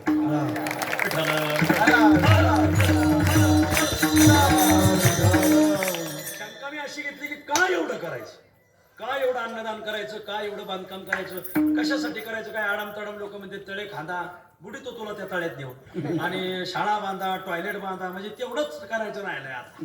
मग असं काही आडाम तडाम लोकांचं म्हणणं आहे. ब्रह्मदेवाच्या गैरहजेरीत जो जन्माला आलेला मार त्यांचं म्हणणं आहे, अरे इथं घोटाळा काही लाखो करोडांचा आहे, ते थांबवा ना. हे काय थांबविता, याच्यातून संस्कार आहे. आज इथं माऊली बसली तर कोणी मनुष्य त्या माऊलीला आई म्हणतो, हे आम्ही शिकवलं. हा खर्च का करायचा, परस्त्रीला आई म्हणा, हे जगात पुढे शिकवलं जात नाही, हे ह्या खर्चातून शिकवलं जातं. परस्त्रीला आई म्हणा, परद्रव्याविषयी निरपेक्ष राहा, देशाविषयी प्रेम करा. हे कोट्यवधी हजारो बोफर्स घोटाळा, आदर्श घोटाळा, कोळसा घोटाळा ते नाही दिसत. काही लोक म्हणते टाळकरी काय बाई बसले 2 तास टाळ वाजत. अरे गाव लोक पत्ते खेळते ते नाही दिसत का? भजनच दिसतं का आमचं? लोकांना शाळेत काटकोण शिकले, षटकोण शिकले, त्रिकोण शिकले, फक्त दृष्टिकोन शिकले. जेवढे पदवीधर आणाम ताणाम लोक आहेत ना, नजर नाही, चटच आदळी. आज का रामलल्लासाठी एवढं करायचं? म्हणजे 5 बोटाकडे लक्ष द्या. रामराय हे काही आगळे होते. एक, अरे रामासारखा पुत्र नाही म्हणून एवढा उत्सव चाललाय. रामरायासारखा मित्र नाही म्हणून एवढा उत्सव चाललाय. रामरायासारखा शत्रू नाही म्हणून एवढा उत्सव चाललाय. रामरायासारखा बंधू नाही म्हणून एवढा उत्सव आज करू राहिले. आणि रामरायासारखा पती नाही. तुम्ही मला काय मुद्दे मांडले? मुद्दे ऐकण्यासारखे. रामरायासारखा पुत्र नाही. जगात आज पुत्र प्रत्येकाला आहे. आणि दशरथालाही पुत्र झाला आणि राम आपल्यालाही झाले. पण आपल्या पोरात आणि दशरथरायांच्या पोरात फार फरक आहे. का बरं? आपले पोरं बापाला वनवासाला पाठवते, पण बापाच्या शब्दा खातर वनाला जाणारा जगात एकमेव पुत्र आमचे प्रभू राम. आता ते आडाम तडाम म्हणतोय पोर तुला कशी बोलत उलटून रामाची शिकवण विसरले. तू का काढ इकडे रामाच्या कापल्या, इकडे रामाच्या कापल्या काढ, रामाची शिकवण विसरली. या असल्याला खरं आपला बाप कसा धर्मविरोधी हे ज्या पोरांना माहिती ना, त्यांनी त्यांच्या बापाला दिवसातून 2दा तरी हाताखालून काढा, म्हणजे त्यांना 2 यज्ञाचं पुण्य लागेल. मग त्यांना कळण रामायण काय, मग भारत कशाला शिकायचं. अहो लय अडाणी लोक, काही लोकांना काही माहितीच नाही. महाराज तुम्ही शाळेत प्रश्न विचारा लोकांना. शाळेत एका जणांनी माईक घेऊन गेला, सांगा सीतेचं आणि रामाचं काय नाव होतं? एक जण सीता रामाची आजी होती, आहे का? माहितीच नाही ना. भारतातलं सांगत होतो तुम्हाला. लय आडाम तडाम शाळेत सांगता येत नाही मला. काल एक व्हिडिओ आलाय मोबाईलला, एका मॅडमने पोरांना विचारलं इतिहासाचा पाठ होता. पोरा हो, अरे कोणी कोणाच्या हातावर तोरी दिल्या? आलाय व्हिडिओ. पहिलं पोरग म्हणलं औरंगजेबाने आदिलशहाच्या हातावर दिल्या. आता आदिलशहा पुढं, औरंगजेब पुढं. दुसरं मॅडम म्हणले दुसऱ्या कोणी कोणाच्या हातावर दिल्या? म्हणले दिलेर खानाने अफजल खानाच्या हातावर दिल्या. आता अफजल खान मेल्यावर दिलेर खान इकडं आला. तुरी कस काय आल्या? एका जणाने विचारलं का रे कोणी कोणाच्या हातावर तुरी दिल्या? म्हणले औरंगजेबाने शिवाजी महाराजाच्या हातावर तुरी दिली. मॅडमने विचारलं का दिल्या? म्हणले तिकडे तुरी ज्यादा झाल्या होत्या म्हणून. तर काय उत्तर हे एकाने विचारलं का रे? म्हणजे कोणी कोणाच्या हातावर तुरी दिली? म्हणजे शिवाजी महाराजांनी औरंगजेबाच्या हातावर दिली. म्हणजे का महाराष्ट्रात तुरी ज्यादा झाल्या होत्या म्हणून दिल्या. एकाने उत्तर दिले असं किंवा औरंगजेबाला तुरीचं वरण आवडत होतं म्हणून दिलं. ही पडझडी शाळेची काय बोलत आहे? याच्यासाठी हे जे शिक्षण आहे ह्या गोष्टी आपण समाजाला शिकवायचं. हे शिका. प्रभू रामासारखा पुत्र नाही. आत्ताची पोरं बापाला वनात काढितात, पण बापाच्या शब्दाखातर वनवासाला जाणारे एकमेव पुत्र माझे प्रभुराम. प्रभुरामासारखा मित्र नाही. हल्ली बऱ्याच लोकांची मैत्री आहे पण टिकत नाही. अहो 40-40, 50-50 वर्ष ज्या दोन पक्षांनी हातात हात घालून कारभार केला त्यांच्या आता मैत्री टिकणार मला. हो, कोण कुठं जाईन काय सांगता येत नाही मला. असो, अहो चुलत्यात पुतण्या आहे ना, तुम्ही पक्षाचं काय घेऊन बसले महाराज? हो, सोपं नाही महाराज. कोण गुवाहाटीला जाईन, कोण सुरतला जाईन, मैत्री टिकत नाही. पण प्रभू रामासारखा मित्र नाही. प्रभू राम आणि सुग्रीवाची ज्यावेळेस मैत्री झाली, अग्नीच्या समोर शपथ घेऊन करार झाला. करार झाल्यावर बसल्यावर सुग्रीव म्हणले, रामा तुम्ही मैत्री काढायला नेणार ना आपण? असं काय विचारता सुग्रीवा? सुग्रीव म्हणले, मी तुमच्याशी मैत्री का केली आणि तुम्ही माझ्याशी मैत्री का केली? आपलं समान दुःख आहे. म्हणजे का? तुमची पत्नी रावणाने उचलून नेली आणि माझ्या पत्नीशी वालीने लग्न केलंय असं आहे. म्हणजे मग मी वालीच्या तावडीतून सुटाव म्हणून तुमच्याशी मैत्री केली आणि तुमची पत्नी शोधण्यासाठी वानर सैन्याने मदत करा म्हणून तुम्ही माझ्याशी मैत्री केली, पण ही मैत्री सोडणार नाही म्हणजे असं का म्हणता? अहो, ज्या रावणाने तुमची पत्नी सीता उचलून नेली त्या रावणाला माझ्या भाऊ वालीने बगलात घातला आणि 7 समुद्र पोहून आला वाली आणि अंगदाच्या पाळण्यावर ते उलटा टांगला. कोण? रावण. आणि अंगद म्हणायचा, हे 10 तोंडाचं बाहुला आमच्या पप्पानी कुठून आणले? अंगद त्याच्यावर अभिषेक करायचा म्हणजे एवढा वाली प्रतापी. आणि हे माहीत झाल्यावर तुम्ही पक्ष सोडाल आणि दुसऱ्या ईडी माग लागली म्हणून घेताना बरं शपथविधी घेताना चुलत्याला सोडून. कोण म्हणलं? सुग्रीव म्हणले. राम म्हणले नाही. एकदा ज्याच्याशी मैत्री केली त्याच्याशीच काढायला. ज्याच्या नावाने कुकू लावलंय त्याच्याच नावाने उखाणा घ्यायचा म्हणजे. हो, गावचं लय पाटील मोठा घेऊ त्याच्या नावाने उखाणा. बाई तू कुकू कोणाच्या नावाने लावलाय? उखाणा कोणाचा घेते? तू बोलते काय काय चाललंय काय तुला? आणि मग प्रभू राम म्हणले, ज्याच्याशी मैत्रीचा करार झाला त्याच्याशी. म्हणून रामरायासारखा मित्र नाही. वा, रामरायासारखा पुत्र नाही म्हणून उत्सव करायचा. रामरायासारखा मित्र नाही. गावगाव मैत्री राहिली कुठे बा? अरे 2 जर जिवलग मित्र असतील आणि गावकार भरी असतील, गावातलेच काय आणाम तडाम. मग आता यंदा तुम्ही आहेत का नाही? यंदा तुम्हीच ना. ते म्हणतो जोडीदार मला सरपंच करणार. त्याला जाऊन सांगायचं, त्याला कोण करता? तुम्हीच हो. त्याच 2 पार्ट्या करून मारा आणि यांनी ह्यांच्या पार्ट्या जेवायच्या, ते पार्ट्या जेवायच्या आणि मतदानाला गैरहजर राहायचं. गेलं तर डबल बटन दाबून मागायचं. असले काय आणाम तडाम राहतील. लोकांना फक्त उधळून कसं द्यायचं, जुळून आलेलं हिसकाटायचं कसं, एवढंच ज्ञान समाजाला. आणि मग प्रभू रामासारखा पुत्र नाही, प्रभू रामरायासारखा मित्र नाही, अरे प्रभू रामरायासारखा शत्रू नाही. ऐका, खरंच दिलदार शत्रू आहेत प्रभू राम. त्यावेळेस प्रभू राम लंकेत गेले, सेतू बांधून लंकेत गेले. लंकेवर आक्रमण करायचंय. हो, आक्रमण थांबवा. का? अरे रावणाने 14 चौकड्या राज्य केले. सोन्याची लंका आहे. इथं जर युद्ध सुरू झालं तर ज्याच्या देशात युद्ध होतं त्या देशाला पहिली क्षती पोहोचते, तो देश उद्ध्वस्त होतो. म्हणजे मग लंकावासी लोकांचं नाहक मरण उडल. रावणाला 4 गोष्टी समजून सांगाव्या म्हणून शिष्टाईसाठी अंगद पाठवला. रावणा, तू आजही सीता पाठवून दिली तरी मी इथून मागे जाईल. याला दिलदार शत्रू म्हणायचा महाराज. वा, असं आहे, समजून घे. त्याही वाड्यातला एखादा सदस्य घेत जा, तुमचंच गोडा आणि त्याही वाड्याला जरा मान देत जावा. जरा लयच माणसं गावा आणाम तडाव. आणि मग रामरायाने सांगितलं, पण ते ऐकल तर तो रावणच कसा ऐकलंच नाही. जे युद्ध सुरू झालं, दिलदार राम होते ना शत्रू, युद्धात राम बाण लागला आणि रावण 10 तीर्थी पडला. पडल्यावर प्रभू राम म्हणते, लक्ष्मणा इकडे. काव? रावणापाशी जा. कशाला? अरे बाबड्या, त्याने 14 चौकड्या राज्य लंका ना, त्याने 14 चौकड्या राज्य केले. मग राजनीतीचे डाव माहिती असल्याशिवाय इतक्या दिवस मनुष्य कारभारी राहू शकत नाही हा आता चहावाला 5-50 वर्ष हटत नाही. राजनीतीचे डाव माहिती असल्याशिवाय मनुष्य एवढ्या दिवस कारभार हाकू शकत नाही. मग तू त्याच्या जवळ जा आणि राजनीती आहे. रावणाचं प्रेत पडलेलं आणि मग लक्ष्मण त्याच्या डोक्याजवळ आला, वाजवळ बसला, राजनीतीविषयी मला मार्गदर्शन करा. रावण बोलला नाही. मग अहो काय हो, ते रावण बोलला नाही. कुठं बसला तू? डोक्याजवळ. ज्याच्याकडे शिकायचंय ना त्याच्या पायाजवळ बसायचं असतं. काय काय असा शत्रू? अरे रावणाचं भाग्य रामाशी शत्रुत्व पडलं, नाही तर गावगाव शत्रू तोंडावर. आणि माग गेले राम. अरे मागून काय वार करताय? पुढून करा ना, तोंडावर बोला ना काय असं ते. मागून खापल्या काय काढत आहे? दिलदार शत्रू राम. आणि स्वतः राम गेले, लक्ष्मण गेले. राम म्हणले रावणा, तुझ्यासारखा राजनीतीज्ञ या जगात परत पाहायला भेटायचं नाही. रामाला थोडं राजकारणाची नीती सांग. आणि राम ज्यावेळेस लक्ष्मण पायाजवळ बसलाय हे पाहिलं, मग रावणाच्या मुखातून राजनीतीच्या अध्याय प्रसवलेत. वाल्मिक रामायण वाचा.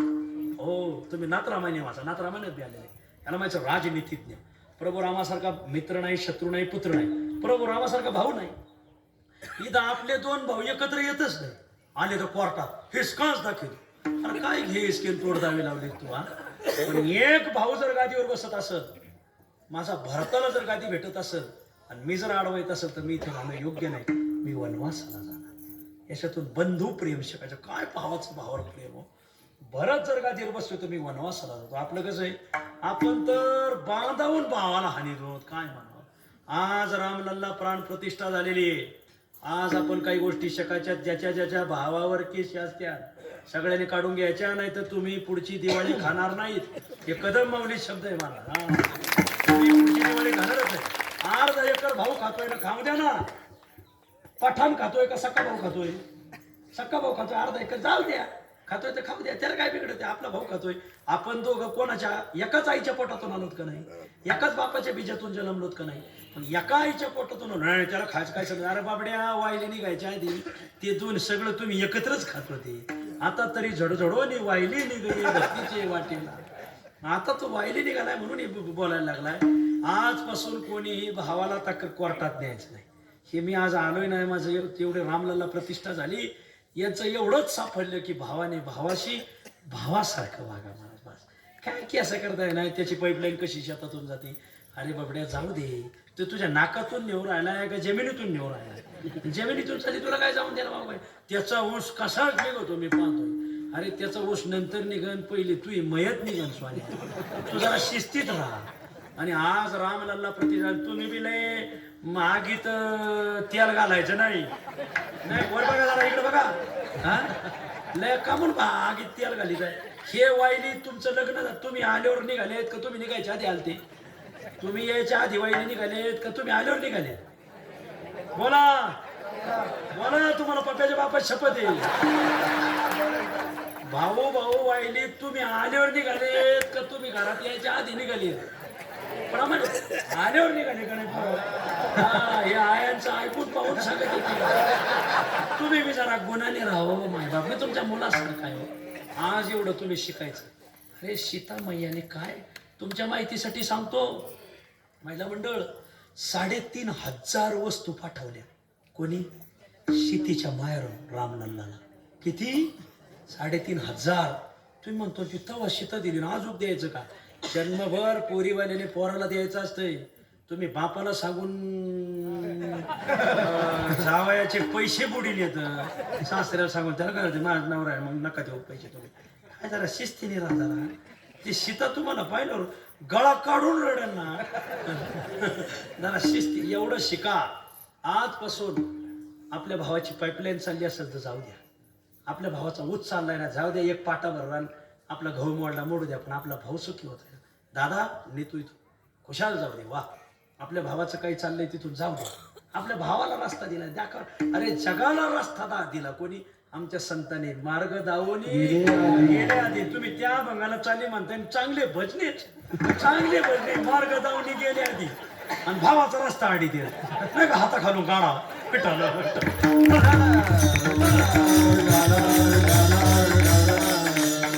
आज रामलल्ला प्रतिष्ठित झाले. रामरायासारखा भाऊ नाही, रामरायासारखा पुत्र नाही, मित्र नाही, बंधू. हे म्हणते निवृत्तीपणे गडी लयच गरम आणला. रामरायासारखा पुत्र नाही, मित्र नाही, बंधू नाही, शत्रू नाही, आणि रामरायासारखा पती नाही. तुमच्यासाठी सांगतो, शूर्पणखा होऊन चालून आले कोणाकडं? रामाकडं. रामा, माझ्याशी लग्न करा. वा, राम होते. त्यांनी पाहिलं न कशी कामी सुंदरी. माऊली, तू फार सुंदर आहे, पण हे हृदय फक्त सीतेला दिलेलं आहे. वा, एक पत्नीव्रती. माझ्या हृदयात सीता आहे, सीतेच्या हृदयात मी. शूर्पणखेला तिथं जागा नाही. अहो, मी चालून आले. ते चालून जरी आल्या तरी काही फायदा नाही. तिथं जर आपल्यातलं कोणी असतं तर लाभे लाभ तो नाव ना. अरे, डबल बटन दाबल्यावर मतदान बाद होतं. आजपासून निर्णय, एकाच बँकेत खातं खोलाय. माझी भाषा कळते का तुम्हाला? आज मी तुमच्या बाजूने बोलतो. ज्या माऊलीने आपल्या संग 7 येडे घेतला, त्या माऊलीला तुम्ही सीतामाई समजून जन्मभर सांभाळा. म्हणजे मी तुम्हाला रामाचा दर्जा द्यायला मागे पुढे पाहणार. त्या माऊलीने आपल्याला सगळं करायचं ना, आपण तिला न्याय द्यायचा नाही, उगं काहीतरी रामरायाचं हे शिकायचं. आज 2024 साल आहे आणि 22 जानेवारी. आज रामलल्ला प्रतिष्ठित झाले. तुम्हाला पोरग कधी झालं साल आठवत नाही, पण त्या साली लय पाऊस पडला होता, ते जुने माप. तुम्हाला मुलगी कधी झाली? त्या साली आमच्या गावात वीज पडली होती त्या साली. तुम्हाला दुसरी मुलगी कधी झाली? त्या साली आम्हाला लय कांदे झाले होते त्या साली. असं हे तसं आजपासून तुम्हाला जर कोणी विचारलं तुम्ही तंबाखू कधी सोडली हो, तर तुम्ही सांगायचं रामलल्ला ज्या दिवशी प्रतिष्ठित झाले त्या दिवशी आम्ही तंबाखू सोडलो. एवढं त्या बाबाने जीवाचं रान करून बांधलेलं एवढा मोठा मंडप आम्ही तुम्हाला दिला आहे.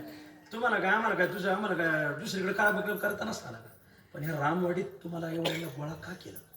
आत्तापर्यंत इथून मागं काय झालं असेल ते हो, पण इथून पुढं आजपासून आपण एक अवगुण सोडायचं. प्रत्येकाकडे काहीतरी अवगुण असतो. मला प्रत्येकाने एक अवगुण सोडायचं. आजपासून नेम करा. काय? कुणी तंबाखू खात असेल लहानपणापासून, आज सोडा, जाऊ द्या, काही दिवस तंबाखू खाल्ली. रामलल्ला प्रतिष्ठित झाले, मग माझी गाठ पडली. तुम्ही तंबाखू खाताय का? नाही नाही. कधी सोडली? 10 वर्षापूर्वी रामलल्ला प्रतिष्ठित ज्या साली झाले तेव्हा मी तंबाखू सोडली. एक अवगुण सोडायचा रामरायासाठी. जसं एखाद्या मनुष्याची आई वारली, आईसाठी कोणी 1 वर्षभर आंबा खात नाही, कोणी डाळिंब खात नाही, एक पदार्थ सोडतेत ना, तसं हे सोडा. तुम्ही ते आंबा खात नाही, तंबाखू सोडा. आंबा काय खात नाही? आंबा खाल्ला का? आईच्या नावाने तंबाखू सोडा, दारू सोडा, गांजा सोडा. लोक ते सोडित नाही. आंबा खायचा नाही मला एकदम का? आई वारली मग वर्षभर म्हणलं तू तंबाखू खा आणि आंबा सोड. काय खाव, काय दारा, काय सोडा, याचा मेळ नाही काय. यांना झाले रामराज्य सांगत.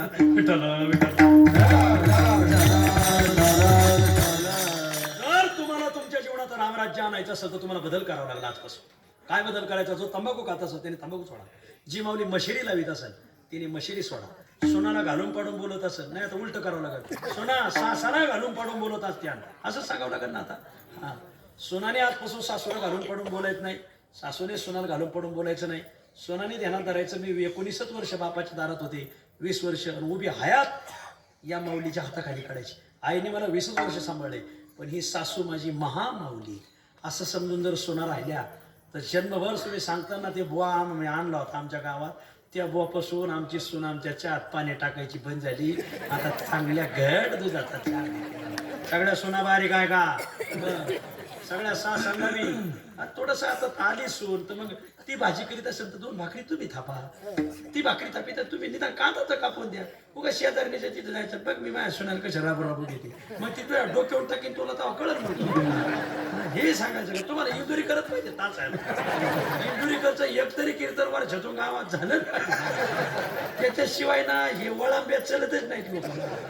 ते काय करतो असं शकटच घेऊन येतो, चिचाच व्हायच्या माणसं.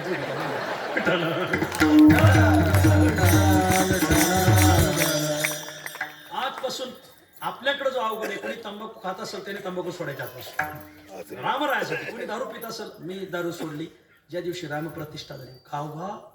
गावगाव तुम्ही पत्र वाचले का मोबाईलला? दारूबंदी आजच्या दिवस, मांसबंदी. गावात एका दुकानात काही गावाने 8 सुद्धा दुकानात ठेवून नाही दिली आज मला. हो काय काय माणसं महाराज काय तयारी तसे काय आडाम तडाम लोकांनी आदल्या दिवशीच घेऊन ठेवले होते मला. तुम्ही काय लय गुणाचे आहेत होय. मी तुम्हाला सोडणारच नाही आज. जागा दिसली का सांड सापाटी का ठोका टाका. असो मला सांगायचं काय मायबाप, तर आपल्या जीवनात रामराज्य काहीतरी सोडा, एक अवगुण सोडा, दारू सोडा, गांजा सोडा, काय असं फक्त पप्याची आई सोडू नका, कारण लोकांना बायकाच भेटणार काय सांगा. असं जर कराल तर तुमच्या जीवनात झाले रामराज्य म्हणायला तुम्हाला एक कणभर सुद्धा कोणी अडवा येणार नाही. तेच तुकोबर आहे. अभंग झाले रामराज्य काय उरे आम्हासी, झाले रामराज्य काय उरे आम्हासी, झाले रामराज्य काय उरे आम्हासी, झाले रामराज्य काय उरे आम्हासी, झाले रामराज्य काय उरे आम्हासी, झाले रामराज्य काय उरे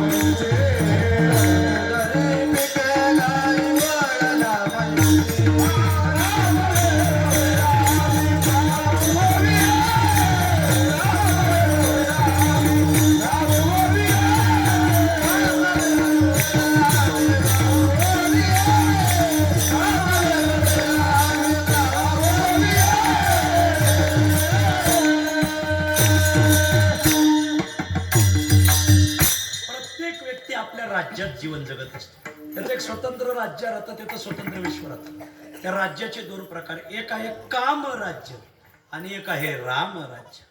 कामाच्या जो राज्यात राहतो, काम नावाचा विकार आहे हा भयानक आहे. काम राज्य ज्याच्या जीवनात झालं रे झालं, तिथं काही ऊनच, त्याच्या म्हशी आटात आणि गाई आटात आणि त्याच्या म्हशीला कोणी मूठ मारेल, पपेच्या तरी निघून जाईन, ते तरी काहीतरी करेन, काहीतरी घोटाळा. कामाचं राज्य ज्याच्या जीवनात झालं, हा काम नावाचा विकार असा आहे, भयानक आहे. कामाचे कोतवाल याने नागविले बहुतासी,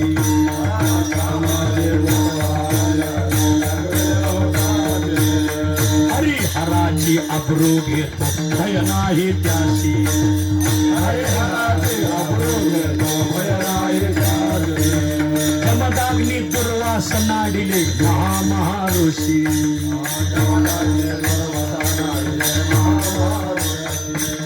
क्रोधाजी फौजदार तोही मिळाला त्यासी, जोहारजी मायबाप महारमिकाया पुरीचा, जोहारजी मायबाप महारमिकाया पुरीचा, क्रोधाजी फौजदार तोही मिळाला त्यासी, जोहारजी मायबाप महारमिकाया पुरीचा,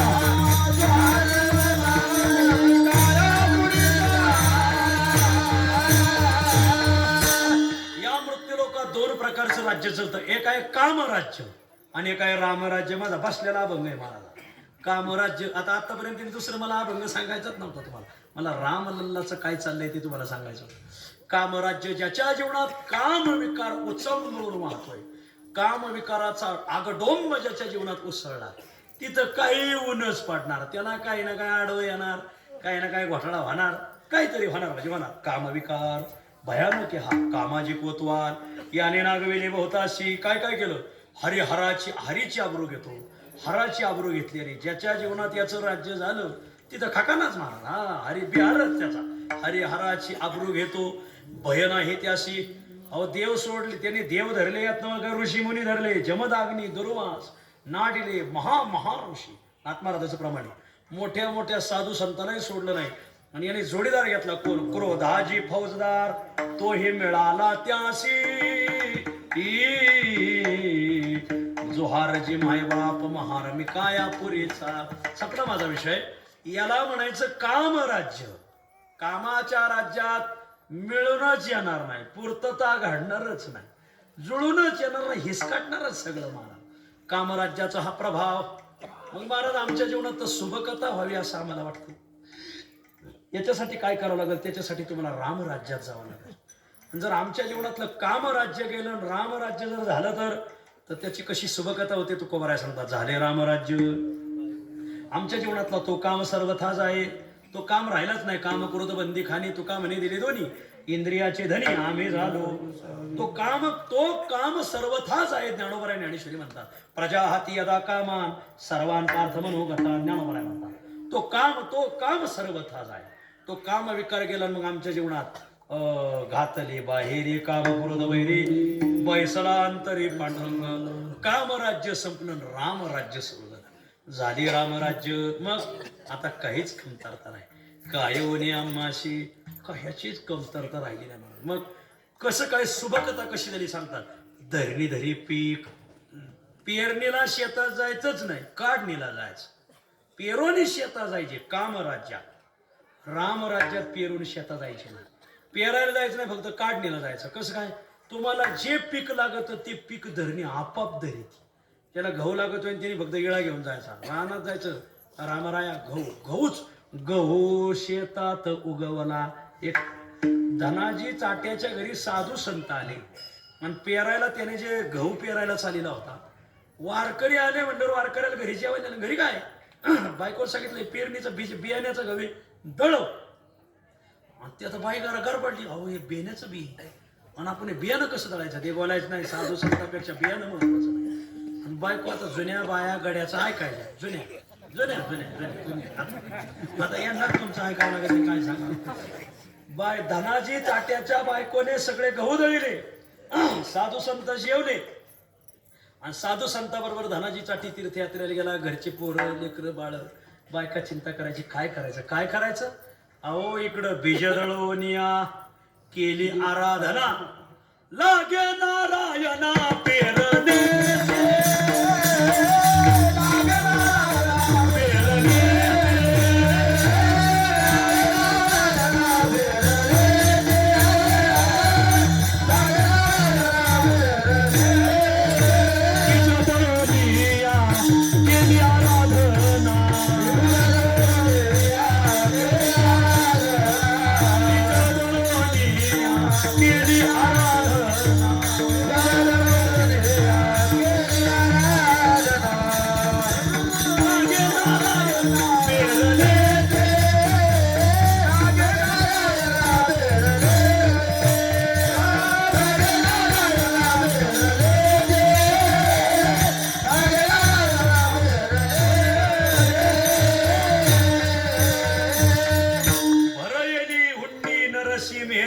धनाजी चाट्याची शेते बरी. धनाजी जाट.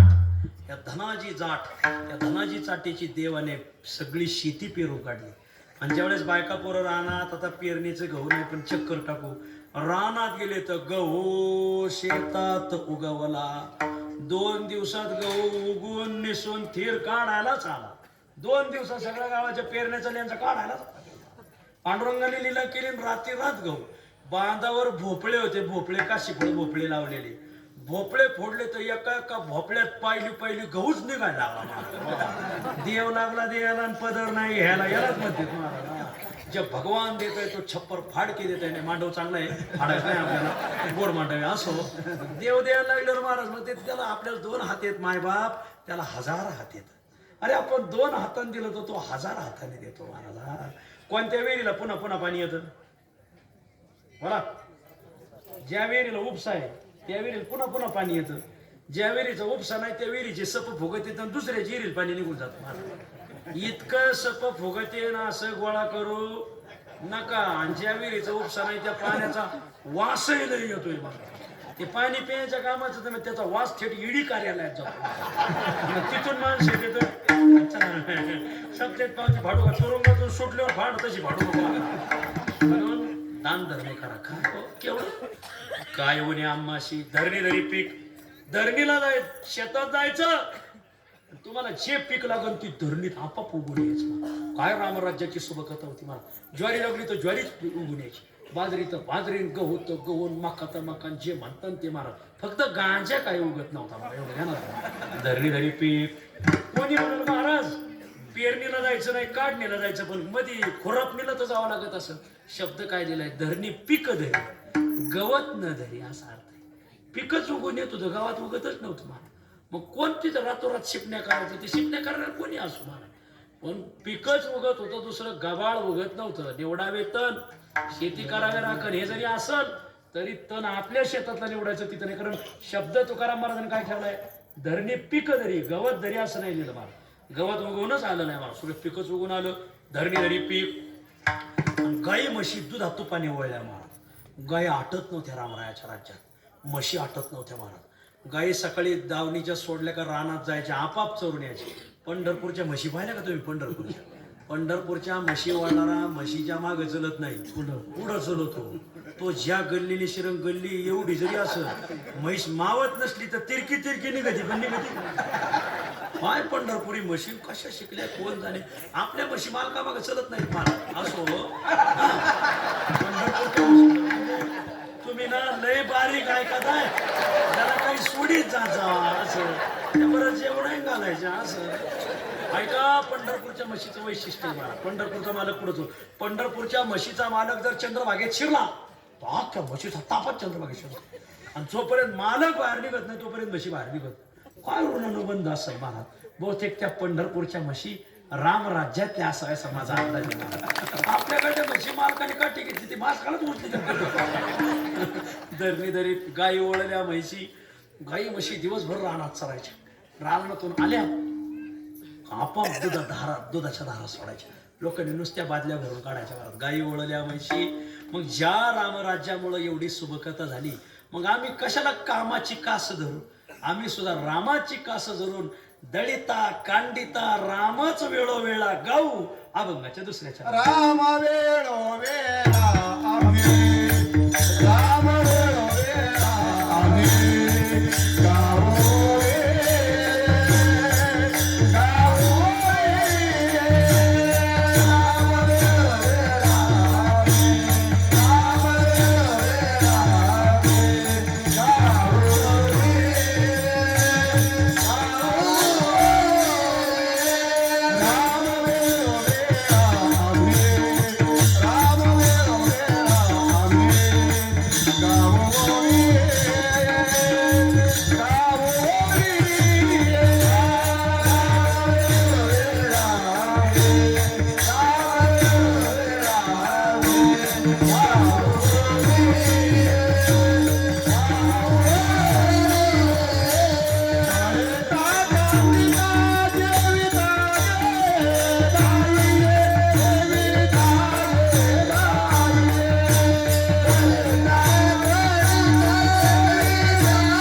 गावो रे,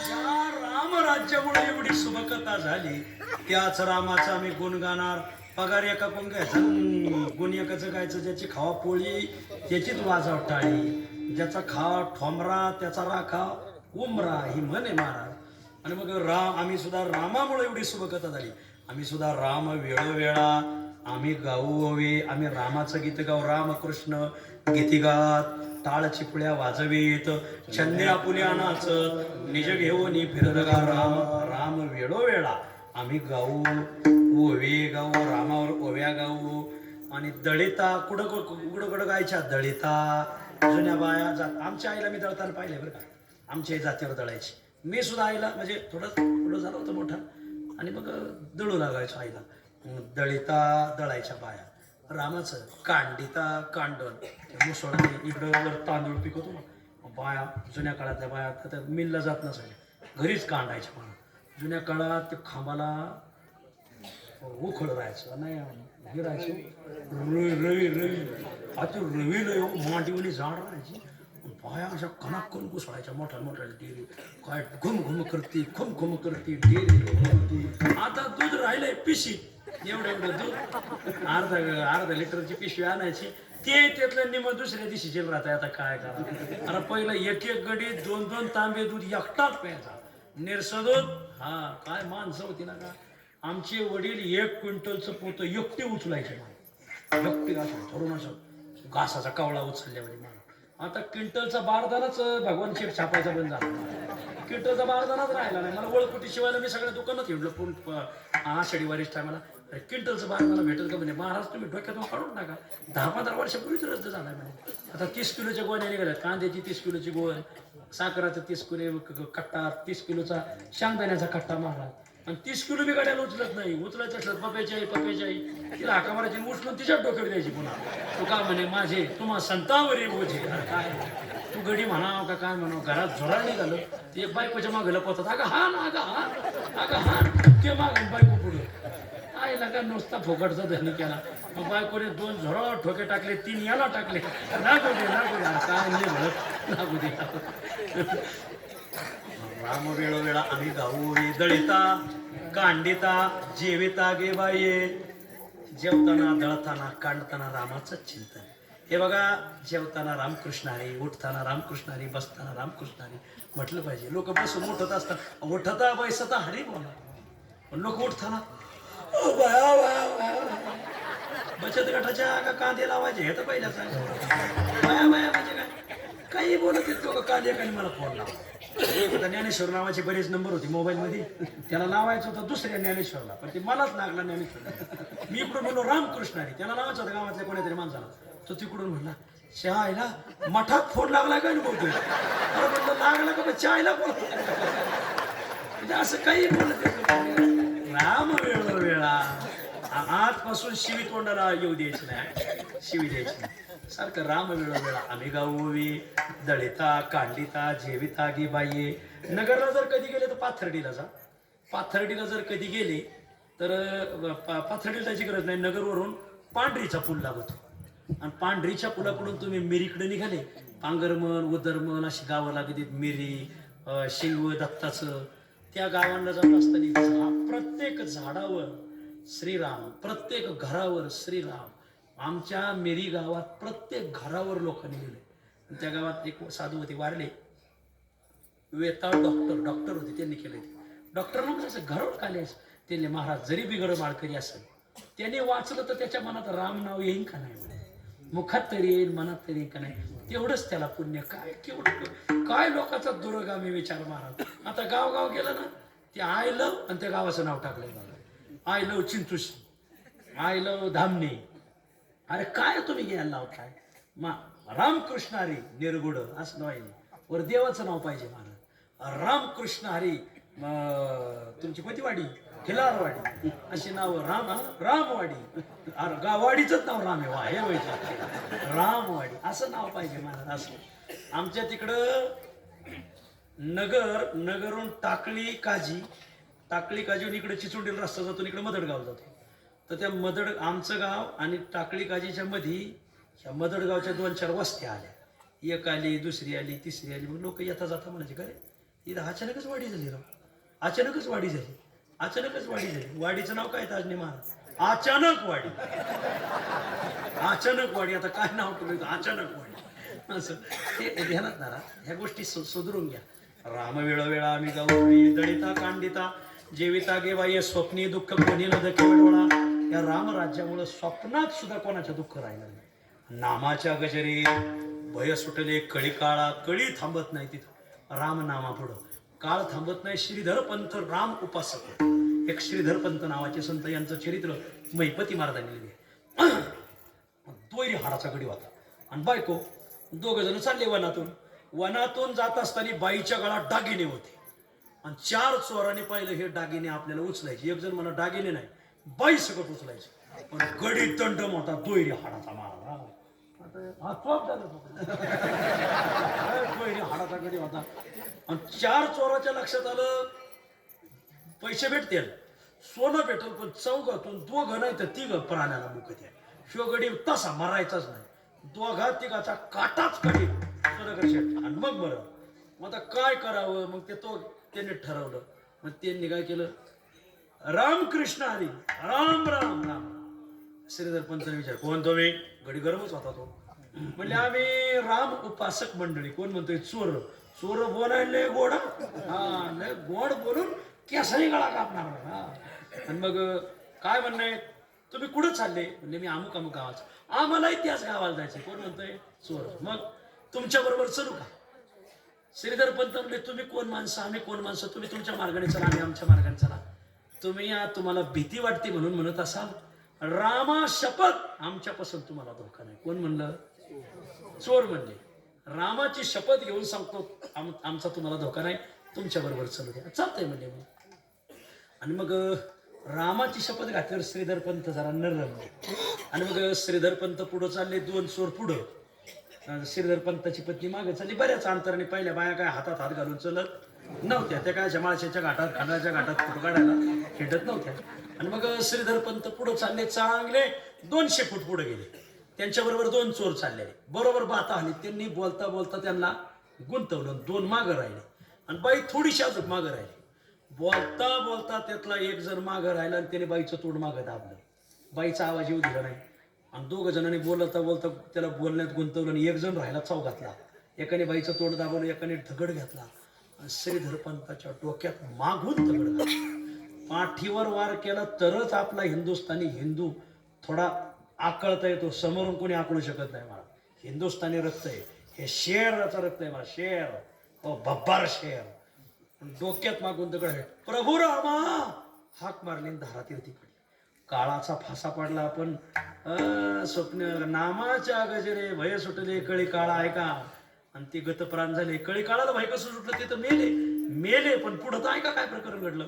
त्यांच्या जवळची सामोरी काढून घेतली, त्या बाईची अंगावर दागिने घेतले, बाईला धरलं, चौघांनी घेऊन चालले. ती बाई पुढं चालली कशी मागं वळून, पुढं चालली का मागं वळून पाहिजे. त्या चौघातला एक चोर म्हणला, बाई तू अर्धा तास झालं मागं वळून पाहते. अगं तुझ्या डोळ्यात देखत तुझ्या कुंकवाचा धनी आम्ही गतप्राण केला, दगडाने मारून टाकलाय, तू मागं का पाहते? त्यांनी, मी मागं का पाहते सांगू? ज्या रामाची शपथ घातली म्हणून माझा मालक आश्वासित झाला, त्याने विश्वास ठेवला ज्या रामावर, तो राम यावेळी कुठे गेला मी मागं वळून पाहते. तो राम आलाय का नाही मी पाहते. हे वाक्य ऐकलं, अख्ख्या अयोध्या नगरी हल्ली. एकटे राम नाही, शत्रुघ्न, भरत, राम आणि लक्ष्मण चौघही त्या अरण्यात धनुष्य बाण घेऊन प्रगट झाले. चौघांनी 4 बाणाने 4ही ते तस्कर मारून टाकले. त्या माऊलीला घेतलं, परत त्या प्रेता कशी गेले. राम हे संजीवनी नावा, संजीवनी मंत्राने त्या श्रीधर पंताला जिवंत केलं. भरत शत्रुघ्न पुढं, राम लक्ष्मण मागं, 2 नवरा बायको मध्ये. तुम्ही जप करा, आम्ही तुम्हाला थेट पुढच्या गावात नेऊन सोडलो. आणि थेट पुढच्या गावात नेऊन सोडली. ही कथा भक्त लीलामृतात महिपती महाराजांनी. आता सांगा, नामाच्या गजराने कळी काळाचं भय राहिलं का? नामाच्या गजरे भय सुटले कळी काळा म्हणून आमचे लोक एखादे प्रेत वारलं तर आमची दिंडीकरी पुढं रामाचं भजन करत चालतात.